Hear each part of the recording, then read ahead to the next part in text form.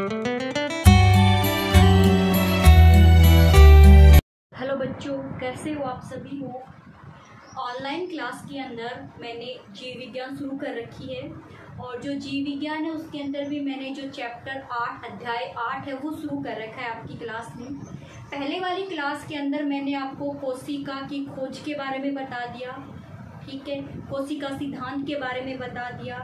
कोशिका को मैंने 2 प्रकार दिए थे, प्रोकैरियोटिक कोशिका और यूकैरियोटिक कोशिका के बारे में बता दिया। मैं ये मानती हूँ कि आपने पीछे के सभी वीडियो देख लिए होंगे। जिन बच्चों ने पीछे के सभी वीडियो देख लिए हैं उनको तो आगे के वीडियो बहुत अच्छे से समझ में आएंगे, वरना तो देखो ऊपर से बात जाने वाली है और एक बार स्कूल खुल नहीं रही, हमारे पास यही ऑप्शन है ऑनलाइन पढ़ना ही। इसीलिए मैं बिल्कुल छोटे छोटे वीडियो ही बनाती हूँ आपके लिए, ताकि आपका समय ज़्यादा खराब नहीं हो। आई होप इस बात को समझ रहे होंगे। तो शुरू करते हैं। देखिए, मैंने 2 केंद्रक झिल्ली के आधार पर 2 प्रकार की कोशिका दी। अगर केंद्रक झिल्ली उपस्थित है तो यूकैरियोटिक कोशिका, और केंद्रक झिल्ली नहीं पाई जाती है तो प्रोकैरियोटिक कोशिका। तो आज हम उसी प्रोकैरियोटिक कोशिका के बारे में पूरा पढ़ेंगे। प्रोकैरियोटिक कोशिका, इसकी संरचना पढ़ेंगे। सीधी सी बात ये, सीधी सी बात क्या है, प्रोकैरियोटिक कोशिका की संरचना पढ़ेंगे। तो आप प्रोकैरियोटिक कोशिका में किस किस को शामिल करोगे, तो हम प्रोकैरियोटिक कोशिका के अंदर देखो किस किस को शामिल करते हैं। जीवाणु, उन जीवाणु में एक नाम आता है ब्लू ग्रीन एल्गी, नील हरित शैवाल। यहाँ कंफ्यूज मत हो जाना, नील हरित शैवाल, blue green algae, blue green algae. अब मेरी बात सुनो, यहाँ शब्द लगा है शैवाल, ये शैवाल नहीं है रे। एक कंपटीशन एग्जाम में बहुत सारे कंफ्यूजन क्वेश्चन आते हैं। आपने 11वीं क्लास के अंदर मोनेरा जगत पढ़ा हो, सॉरी 11वीं क्लास में हम मोनेरा जगत पढ़ेंगे। उस मोनेरा जगत के अंदर हम किस कोशिका को लेते हैं, प्रोकैरियोटिक कोशिका को लेते हैं। मोनेरा जगत में प्रोकैरियोटिक कोशिका को लेते हैं। तो वहाँ हम प्रोकैरियोटिक कोशिका में से नील हरित शैवाल को लेते हैं, जबकि शैवाल तो पूरा पादप है। शैवाल पूरा क्या है, एक पादप। तो नील हरित के पीछे अगर शैवाल लगा है तो वो शैवाल नहीं है, वो पादप नहीं है, वो जीवाणु है। इस बात का आप ध्यान रखोगे, ठीक है। एक होता है पीपीएलओ, ये निमोनिया जो होता है ना, pneumonia, PPLO, like organism, like organism, ये उसके उदाहरण है। इसका पूरा नाम प्लूरो निमोनिया लाइक ऑर्गेनिज्म, ये एग्जाम में आता है, कंपटीशन एग्जाम में। PPLO, pleuro pneumonia like organism. हाँ जी, समझ में आ गई बात। चले, वेरी गुड। उदाहरण देख लिए सारे के सारे। एक माइकोप्लाज्मा, सबसे छोटी कोशिका, माइकोप्लाज्मा, लोजी, माइकोप्लाज्मा सबसे छोटी कोशिका, जिसमें कोशिका भित्ति नहीं पाई जाती। कोशिका भित्ति नहीं पाई, इसके बारे में भी पढ़ेंगे बट यहाँ नहीं पढ़ेंगे। आप थोड़ा सा बता दो, इसमें कोशिका भित्ति नहीं पाई जाती। ये बिना वायु के भी जीवित रह सकती है और ये अपने आकार को बदलती रहती, क्योंकि कोशिका भित्ति आकार को निश्चित करवाती। कल बात की थी ना कोशिका भित्ति की, कि कुछ पादपों और जीवाणुओं में कोशिका झिल्ली के बाहर एक भित्ति पाई जाती, से क्या कहते हैं, कोशिका भित्ति कहते हैं। तो ये कहाँ कहाँ पाई जाती है, देखो ये पादपों में भी पाई जाती है कोशिका भित्ति। कोशिका भित्ति जो होती है वो जीवाणुओं में भी पाई जाती है और कोशिका भित्ति कवक में भी पाई जाती है। कोशिका भित्ति भी पूरा पढ़ेंगे हम लोग। लेकिन ये देखो माइकोप्लाज्मा के चारों तरफ कोशिका भित्ति है ही नहीं, जबकि कोशिका झिल्ली तो लचीली होती है, अपने आकार को क्या करती है, बदलती रहती है। इसे पादप जगत का जोकर कहते हैं, पादप जगत का जोकर कहते हैं, क्योंकि इसमें कोशिका भित्ति नहीं पाई जाती, अपने आकार को बदलती रहती है। सारे के सारे कैसे हैं जी, प्रोकैरियोटिक कोशिका है जी, तो प्रोकैरियोटिक कोशिका है तो जी सूक्ष्मदर्शी की होगी। अरे कोशिका खुद ही सूक्ष्मदर्शी है लोग। अब जीवाणु को थोड़ा ना देख सकते हो, नहीं हमारा वातावरण है ना, जहाँ आप बैठे हो, जहाँ मैं हूँ, यहाँ जीवाणु है, बट हम नहीं देख सकते। इन्हें देखने के लिए हमें सूक्ष्मदर्शी की आवश्यकता होती है। सब बातें पढ़ेंगी, पूरी संरचना पढ़ेंगी जीवाणु। मेरी उदाहरण समझ में आ गई। आप उदाहरण किस किस को लोगे, जीवाणु, ये भी जीवाणु है। नील हरित सेवाल, सेवाल नहीं जीवाणु की, सेवाल खुद तो पादप है। पीपीएलओ, पीपीएलओ की फुल फॉर्म ध्यान में रखना, एग्जाम में पूछ जाती है, फ्लूरोनिमोनिया लाइक ऑर्गेनिज्म। अब चलते हैं, अब हम क्या कहेंगे, देखो प्रोकैरियोटिक कोशिका की क्या क्या विशेषता की थी। केंद्रक झिल्ली उपस्थित नहीं होती है, कोशिका द्रव्य बिखरा हुआ रहता है, ठीक है, इसमें कोई भी जननांग नहीं पाया जाता। अब मैं आपको एक रफली इसका डायग्राम बना के दिखाती हूँ प्रोकैरियोटिक कोशिका का। देखिएगा, ये सबसे अंदर वाली झिल्ली बना दी, एक झिल्ली, ठीक है, कैसे भी आप बना सकते हो, कोई भी आकार दे सकते हो। ये 2 नंबर झिल्ली, कोई भी आकार दे सकते हो बच्चों, ठीक है। 3 नंबर वाली झिल्ली आधी ऐसी कर दूं, एक बार आधी ऐसी कर दूं,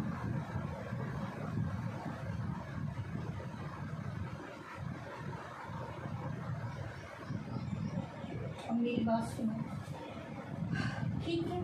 ये अंदर वाला भाग हो गया, अंदर वाले भाग के अंदर कोशिका द्रव्य बिखरा हुआ रहता है, ठीक है। इसका जो भी डीएनए आरएनए जो इसमें पाया जाएगा आनुवांशिक पदार्थ, वो कोशिका द्रव्य के बिल्कुल संपर्क में है। देख लो, कोशिका द्रव्य के बिल्कुल संपर्क में है इसका आनुवांशिक पदार्थ।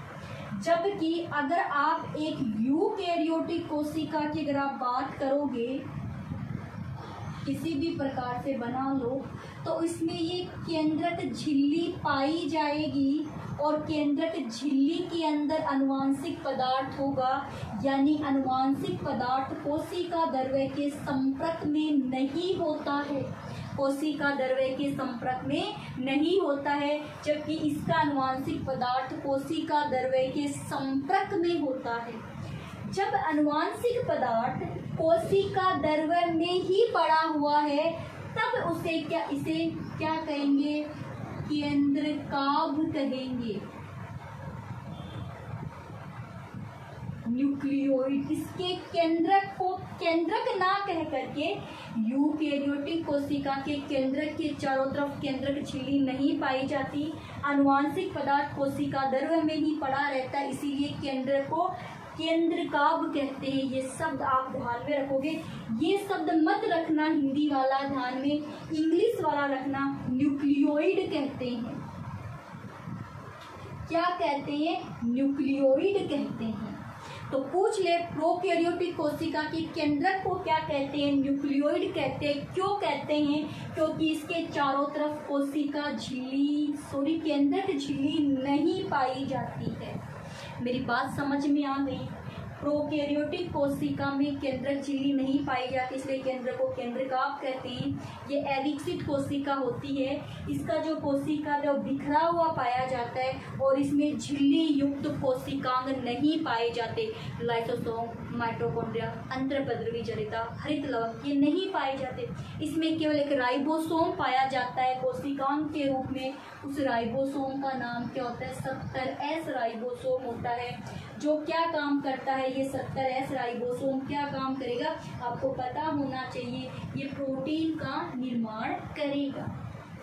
कोशिका भित्ति पाई जाती है ना, तो प्रोकैरियोटिक कोशिकाओं में कोशिका भित्ति पाई जाती है। ये तो अपन ने कल ही बात कर ली थी, ठीक है, ये तो हमारी कल ही बात हो गई थी। चले फिर उसके बाद में हम अब इसकी पूरी संरचना पढ़ेंगे। तो हम क्या कहेंगे कि कोई भी एक प्रोकैरियोटिक कोशिका सूक्ष्मदर्शी के द्वारा दिखाई देती है, हम उसे खुली आंखों से नहीं देख सकते। जब हम एक कोशिका को ठीक है, जब हम एक कोशिका को सूक्ष्मदर्शी के नीचे देखते हैं तो हमें क्या क्या विशेषता दिखाई देती है कि मैं बनाऊं, 3 तो भित्ति पाई जाती है। पूरा शरीर जो है वो 3 भित्तियों से ढका हुआ रहता है। पूरा शरीर 3 भित्तियों से ढका हुआ रहता है, ठीक है। ये बाहर वाली थोड़ी सी हार्ड होती है,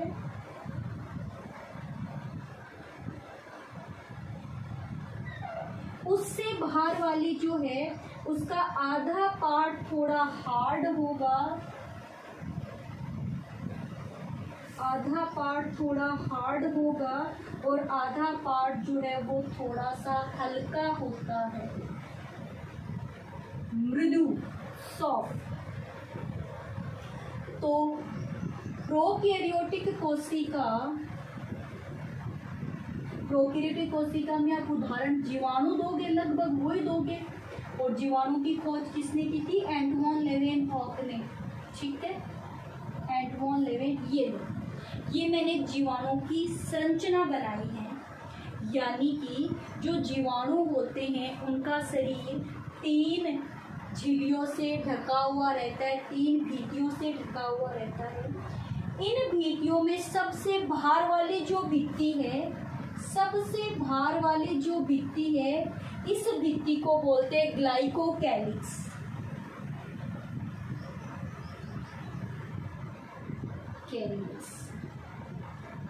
क्या बोलते हैं? ग्लाइकोकैलिक्स कहते हैं।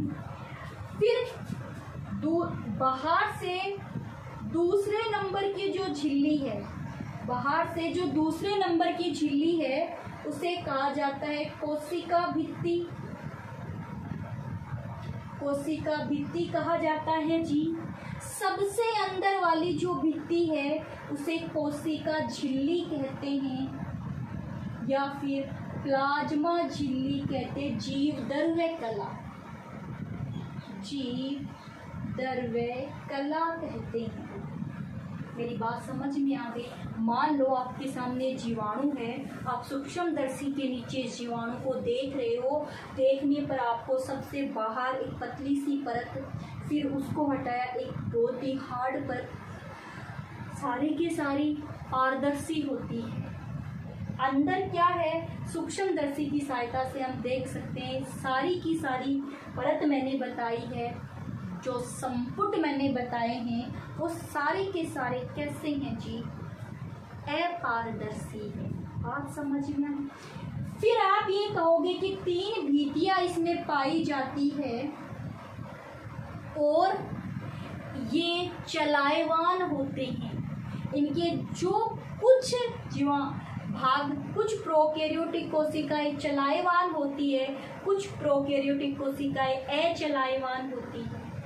जो प्रोकैरियोटिक कोशिकाएं चलायमान होती है उनके अंदर धागे के नुमा संरचना के कसाब या पक्षमाभ पाए जाते हैं। धागे नुमा संरचना के कसाब या पक्षमाभ पाए जाते हैं जो चलने में सहायता करेंगे, ठीक है। अब आ जाओ अंदर। अंदर की तरफ कोशिका द्रव्य भरा हुआ है और इस कोशिका द्रव्य के अंदर इसका जो आनुवांशिक पदार्थ है वो उपस्थित है। आनुवांशिक पदार्थ है वो उपस्थित है, ठीक है। इसीलिए इसे केंद्रक को क्या कहेंगे? केंद्राभ कहेंगे। आनुवांशिक पदार्थ हो गया और केंद्रक का क्या नाम होता है? न्यूक्लियोइड होता है, केंद्रिकाभ नाम होता है। इसी के अंदर एक और ऐसे गोलाकार आनुवांशिक पदार्थ एक और पाया जाता है। ये गुणसूत्र तो हो गया आनुवांशिक गुणसूत्र, आनुवांशिक, जिसके अंदर जीवाणु प्रोकैरियोटिक कोशिका के खुद के लक्षण पाए जाएंगे। कुछ प्रोकैरियोटिक जैसे लाभदायक, तो वो लाभदायक गुण यही है, गुणसूत्र में पाए जाएंगे। एक और गुणसूत्र पाया जाता है प्रोकैरियोटिक कोशिका या मैं कहूँ जीवाणु कोशिका के अंदर। जीवाणु कोशिका के अंदर जो एक और पाया जाता है उसका नाम प्लाज्मिड होता है, उसका नाम मैंने जीवाणु के लिए बताई है ये बात। एक प्रोकैरियोटिक कोशिका में पीपीएलओ भी आता, लेकिन उसकी तो कहानी अलग है, वो तो कहानी, उसमें तो कोशिका भित्ति पाई नहीं जाती। मैं जो उदाहरण दे रही हूँ, मैं एक जीवाणु कोशिका का उदाहरण देके समझा रही हूँ। इसके अंदर एक 70S प्रकार का राइबोसोम पाया जाता है। तो देखो, एक जीवाणु कोशिका की अगर मैं बात करूं, एक नॉर्मल प्रोकैरियोटिक कोशिका की मैं बात करूं, तो उसमें 3 प्रकार की संपुट या एनवल्प पाए जाते हैं। सबसे बाहर की तरफ ग्लाइकोकैलिक्स, सबसे बाहर की तरफ क्या पाया जाता है, ग्लाइकोकैलिक्स। फिर दूसरे नंबर पे क्या है, कोशिका भित्ति, और तीसरे नंबर पर क्या होती है, कोशिका झिल्ली या जीवदर्वय जीवदर्वय कला कहते हैं। जीवदर्वय कला के अंदर की तरफ कोशिका द्रव्य पाया जाता है या कोशिका द्रव्य बिखरा हुआ है, तब आप इसे अधात्री कहते हो, तब आप इसे अधात्री कहते हो। इसमें एक अनुवांशिक पदार्थ पाया जाता है, इसमें खुद के लक्षण हैं, और एक अतिरिक्त गुणसूत्र और पाया जाता है जिसे प्लाज्मिड कहते हैं। अगर इस प्लाज्मिड को यहाँ से हटा भी लिया जाए तो इसके लक्षण पर कोई प्रभाव नहीं पड़ेगा। इसे जीन अभियांत्रिकी के अंदर अपन बाद में पढ़ेंगे, तब बताऊंगी। इसका वैसे कोई रोल नहीं होता, इसको हटा दो तो भी इसके ऊपर कोई प्रभाव नहीं पड़ने वाला। तो 3 परत कौन कौन सी है, ग्लाइकोकैलिक्स, कोशिका भित्ति, कोशिका झिल्ली। सबसे बाहर की तरफ क्या पाई जाती है, ग्लाइकोकैलिक्स पाई जाती है, फिर कोशिका भित्ति पाई जाती है, और फिर कोशिका झिल्ली पाई जाती है। ठीक है, एक बार देख लो, नाम देख लो सारे के सारे, फिर मैं आगे पढ़ा दूँ आपको। ठीक है, अब मैं बात करूंगी सबसे बाहर वाली भित्ति की, ग्लाइकोकैलिक्स। आप क्या कहोगे, सबसे बाहर की तरफ पाई जाती है। इसका जो निर्माण है वो निर्माण आप क्या कहोगे, पॉलीसैकेराइड, जो एक कार्बोहाइड्रेट है, पॉलीसैकेराइड्स जो एक कार्बोहाइड्रेट है, वह पॉलीपेप्टाइड्स जो प्रोटीन है, पेप्टिडोग्लाइकेन कह दो, पेप्टिडोग्लाइकेन।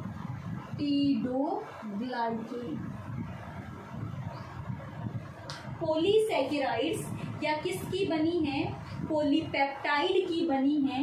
किसकी बनी है, पॉलीसैकेराइड, या आप कह दो, चलो वो आपको पेप्टिडोग्लाइकेन की मैं यहाँ बात करूँगी, ठीक है, यहाँ करूँगी, या पॉलीसैकेराइड और पॉलीपेप्टाइड कह दो। अरे पॉलीसैकेराइड का मतलब हो गया कार्बोहाइड्रेट, ठीक है जी। पॉलीपेप्टाइड का मतलब हो गया प्रोटीन। तो कार्बोहाइड्रेट और प्रोटीन की बनती है कौन सी, जो बाहर, सबसे बाहर की तरफ जो परत झिल्ली पाई जाएगी, जो कवर पाया जाएगा, जो संपुट सबसे बाहर की तरफ पाया जाएगा, वो क्या कहलाएगा, ग्लाइकोकैलिक्स कहलाएगा। जो एक ग्लाइकोकैलिक्स एक क्या है, तो आप मान लो एक पतली सी परत है जिसमें पॉलीसैकेराइड यानी कार्बोहाइड्रेट और प्रोटीन, तो कार्बोहाइड्रेट और प्रोटीन की बनी हुई एक पतली सी परत है, उसकी पूरे शरीर के चारों तरफ एक पतली सी परत बनी हुई है, उस पतली सी परत को क्या कह दो, ग्लाइकोकैलिक्स कह दो। मेरी बात सुनो, ये है, इसके चारों तरफ आप प्लास्टिक लगा दो, इसके चारों तरफ 1 2 3 4 5 6 चारों तरफ प्लास्टिक लगा दिया। वैसे ही कार्बोहाइड्रेट और प्रोटीन का बना हुआ प्लास्टिक कहाँ है, इस प्रोकैरियोटिक कोशिका के चारों तरफ है, तब आप उसमें क्या कह दो, ग्लाइकोकैलिक्स कह दो। ठीक है, चलें आगे। लेकिन ग्लाइकोकैलिक्स की कहानी ये कार्बोहाइड्रेट प्रोटीन की तो बनी, कहीं कहीं तो ये बिल्कुल हार्ड है, मजबूत है, दृढ़ है। ये भाग तो इसका कैसा हो गया, दृढ़ भाग, कठोर है। तो कठोर भित्ति कह दो, और इसे क्या कह दो, पतली भित्ति संपुट, है ना। तो एक तो नाम हो गया कैप्सूल, एक नाम है स्लीम लेयर, पतली परत। एक ये तो होगी इसकी स्लीम लेयर, और ये हो गया कैप्सूल यानी संपुट। जो भाग मजबूत है, जो भाग मजबूत है वो कैप्सूल है, आप भी कैप्सूल ही ध्यान में रखोगे, वो कैप्सूल है। और जो भाग पतला है, लचीला है, जो भाग पतला है, लचीला है, ऊपर वाला, उसे कह दो स्लीम परत या स्लीम लेयर। ये लो जी, ये ग्लाइकोकैलिक्स है। देखो ग्लाइकोकैलिक्स के बारे में मैंने क्या कहा, ग्लाइकोकैलिक्स किसकी सबसे बाहर की तरफ सुरक्षा प्रदान करती है, ग्लाइकोकैलिक्स संरचना प्रदान करती है। ग्लाइकोकैलिक्स के दो भाग होते हैं, जो भाग कैसा है, ये इसकी किस पॉलीसेकेराइड और पॉलीपेप्टाइड्स की बनी हुई है। इसके दो भाग है, एक भाग को मैं क्या कह दूं, कैप्सूल कह दूं, एक भाग को मैं क्या कह दूं, कैप्सूल कह दूं। कैप्सूल वाला कौन सा होगा, सुनो, कैप्सूल वाला, कैप्सूल के अंदर जो ये मटेरियल उपस्थित है, कैप्सूल के अंदर जो ये मटेरियल उपस्थित है, ये मटेरियल पॉलीसेकेराइड पॉलीपेप्टाइड की जो संरचना है वो बिल्कुल पास पास है, ऐसे, मेरी बात सुनो, ऐसे, यानी कि ये जो कण हैं वो बिल्कुल पास पास जुड़े हुए हैं। पास पास जुड़े होने के कारण ये कठोर हो जाता है, ये संरचना हार्ड हो जाती है, कठोर हो जाती है। तो मजबूती से बंधे हैं, है ना, पॉलीसेकेराइड और पॉलीपेप्टाइड मजबूती से बंधे हुए हैं। मजबूती से बंधे होने की वजह से ये कैसे दृढ़ है और चिकने हैं। मजबूती से बंधे होने की वजह से ये दृढ़ है और चिकने हैं। देखो तो कैप्सूल में आप क्या कहोगे, मोटी परत है, ठीक है, समझ में आ गया। पॉलीसेकेराइड पॉलीपेप्टाइड की बनी हुई है, पॉलीसेकेराइड और पॉलीपेप्टाइड की बनी हुई है, मोटी होती है, चिकनी होती है, और ये देखो बिखरा हुआ नहीं है ना, तो यानी कि समांतर रूप के अंदर जो पदार्थ है वो पाए जाते हैं, ये वाली पर। तो ग्लाइकोकैलिक्स का वह भाग जो मोटा है, व्यवस्थित है, चिकना है, वो क्या कहलाता है, वो कैप्सूल कहलाता है, संपुट कहलाता है। ग्लाइकोकैलिक्स का एक भाग जो पॉलीसेकेराइड और पॉलीपेप्टाइड का ही बना है, लेकिन जो पॉलीसेकेराइड और पॉलीपेप्टाइड है वो किस रूप में पाए जा रहे हैं, बिल्कुल ढीले पाए जाते हैं, पतली परत होती है और खुरदरे होते हैं, ढीले पाए जाते हैं, पतली परत होती है और खुरदरे होते हैं। तो ये जो पतली परत पाई जा रही है इसे आप कहोगे स्लीम लेयर, स्लीम लेयर, ठीक है। इंग्लिश में ही ध्यान में रखना, इंग्लिश में आते हैं एग्जाम के अंदर, ये सब ज़्यादा हार्ड नहीं है। कैप्सूल जो कठोर है ना, पॉलीसेकेराइड पॉलीपेप्टाइड पास पास में बंधे हुए हैं, हाथ लगाओगे चिकनी मिलेगी, कठोर मिलेगा, वो तो ग्लाइकोकैलिक्स का कौन सा भाग कहलाता है, कैप्सूल।